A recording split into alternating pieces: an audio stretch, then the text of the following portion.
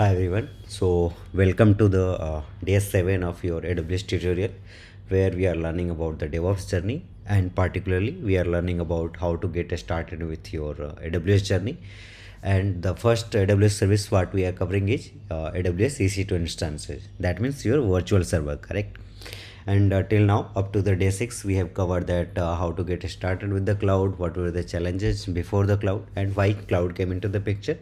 And till now, we have also discussed about the EC2 instances, the different types of the EC2 instances, what are the different kind of IP addresses, public IP address, private IP address, and elastic IP address as well, correct? That which can give you the permanent IP address for your server to connect with your internet, correct? So, and ABS also we have talked. If you have not watched this video and you have come for the first time, you can watch out this video, earlier one up to the day 6, and you can come here and you can get started from this day 7, correct? So particularly in this video we will be doing the demo on the EC2 instances, and we will be covering the topics what we have talked theoretically till now. So here I'll be talking about the user data example. Like when we say the user data, so just think of the thing, just think of a use case. Like you have launched a server, correct? And you want that you want to install Python on that particular server, or you want to install the Git on that, you want to install Jenkins on that. You install the software, install that particular software on your server, you completed your work, and after that you terminated the EC2 instance. Once again tomorrow you require the same software, so again you will be running the same command of the server, you will install the softwares on that particular server. So rather than doing the manual installation every time whenever you launch the server, now if you want to automate this, that whenever my server will be running it up, all the prerequisites should be done before the server comes up, correct? So if you want to that kind of feature, you can use this EC2 user data, where you will be writing some of the scripts, and these scripts will be executed while your server will be coming up at the same time, correct? So your server will come up with all this software installed on that particular server, correct? So let's directly jump to the demo now, and we will see how this can be useful for you. So let me go here, and here I will be creating one EC2 instance, launch instance. So if I create one EC2 instance called as demo, correct? So let's start with saying that how you can launch your first EC2 instance. That then we will see how to use the user data, correct? So let's start with your EC2 creation first. So I'm giving like, for that you will have to search EC2 instance here. If you are new to the AWS console altogether, so you will have to search the EC2. You will see all these options, EC2 dashboard. You can click on the dashboard section. You will see the number of instances running, the dedicated host, key pair, security groups, and all those details you will see here. Then you can click on the launch instance. You will be able to see all these configurational details, correct? So I'm just passing the name demo for my EC2 instance. Then you have to select application and OS images, which kind of OS image you want, correct? So I want to launch Linux server, so I'll be selecting here Linux server. What does this define? If you can see the description, Amazon Linux 2023 is a modern generic purpose Linux based OS that comes with 5 years of long-term support. It's optimized for AWS and designed to provide a secure, stable, and high performance execution environment. So if you want to launch your Mac OS software, you can launch that OS, Ubuntu, Windows, or Red Hat, any kind of, correct? So I'm going with the Amazon Linux, and here you have to select instance type. So if you remember from the slides when we were talking about the different types of the instances: T2.micro, T3 medium, C5.x large, correct? Memory optimized, compute optimized, your EBS optimized, that kind of things we were talking about. So here T2.micro is free tier eligible, and here you can see we are launching in the Asia Pacific, that means in Mumbai region. The code for this Mumbai region is AP South 1, correct? That you can see, and even if you click over here, you will see the multiple regions are available. So we are launching our EC2 instance in Mumbai region as of now, correct? So here you will be selecting T2.micro, that is free tier eligible, and then you have to create one key pair. Why the key pair is required? Key pair is required to secure your server, correct? Whenever you will require to log into this server from somewhere else other than this AWS console. If you have to log in this server from somewhere else, you will be using this key pair to authenticate. So whenever you launch this server, one key pair will be created, one private key will be associated with your EC2 machine, and public key will be downloaded to your local system, correct? Then whenever you will be doing the SSH is a way of connecting your making a secure connection with your server, correct? So whenever you will be doing, it will be authenticated that the server the key which is at your system and the IP address to which you want to connect, whether these two are matched or not. If it does not match, you will not be able to make the communication between the servers, correct? So for that you need to create a key pair. So it's a just you can consider the example lock and key. So if you have the right key, then only you can open the lock, otherwise you won't be able. So key pair will work in the similar way for your server, whether you will be able to log in or not. So that it and this will define. So I'm creating one key pair here. So I will have to sign in again. I think it was not signed in, so let me sign in here. Nation910@gmail.com.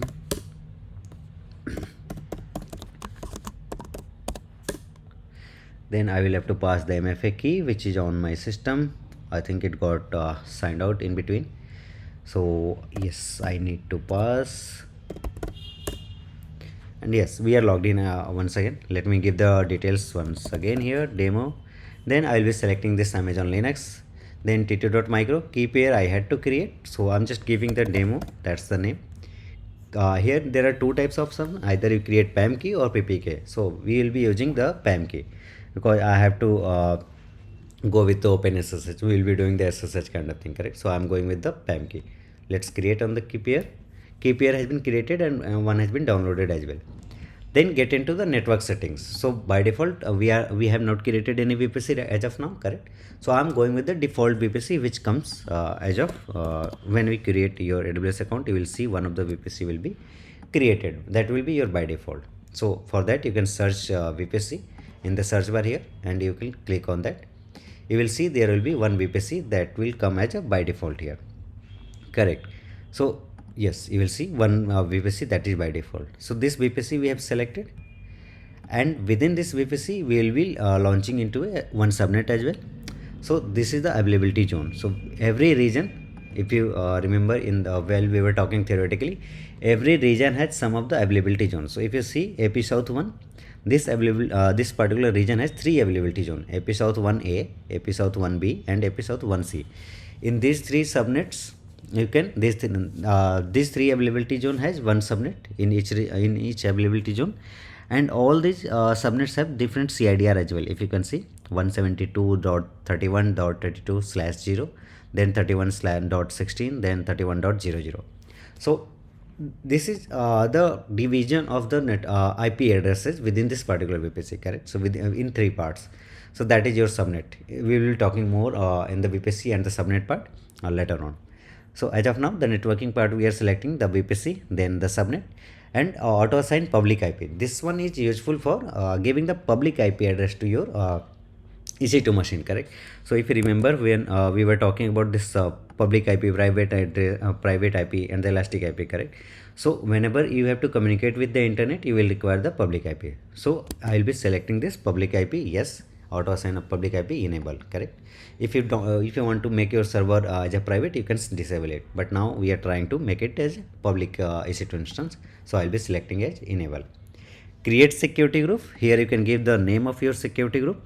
So I'm just giving as name demo SG, and then whatever the description you want to give, you can pass. So I'm just calling it as demo SG, and whatever the rules you want to define. So we will be doing the SSH. So SSH type we will be selecting.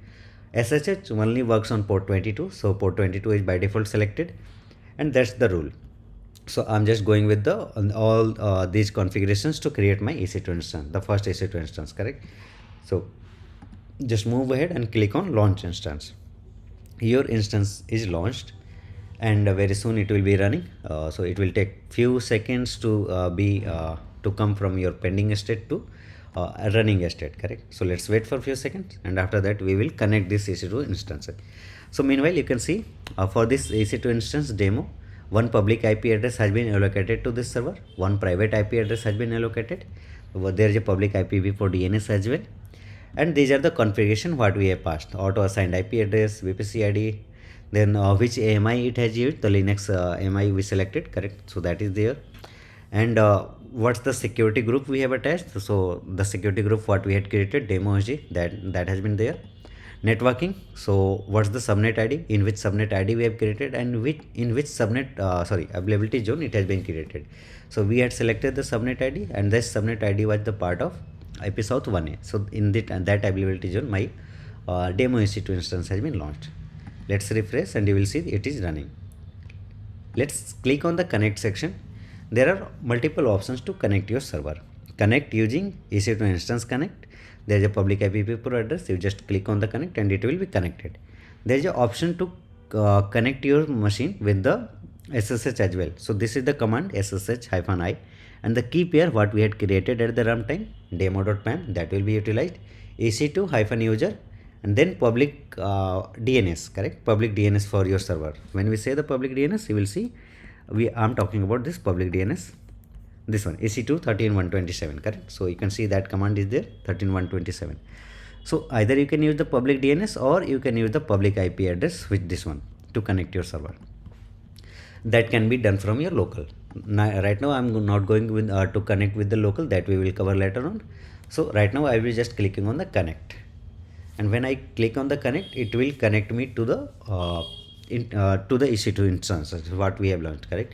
And here I can run any kind of command, any kind of execution, the command execution I want to do, that I can perform here, correct? So if you see, I'll be running sudo su. Why I am running the sudo su? To make this connection, like to connect this particular EC2 instance with the root user, sudo su, correct? Then if you do ll, you'd see there is a no file. If you want to create any file, you can call it touch abc.txt. That's your Linux command. You do the ll, you will see abc.txt is created. If you want to install any package or any software, you can install here. So if you do yum update -y, what this command will do, this command will update the package manager, yum update -y. So it's taking time, and in a few seconds it should update your package manager. So yeah, nothing to do, completed. Then if you have to install something, correct? So let's say yum install git. So before git installation, let me show you that right now there is no git installed. Git -version, git command not found. Now if I do the yum install git -y for auto approval. So now it has started installing the git.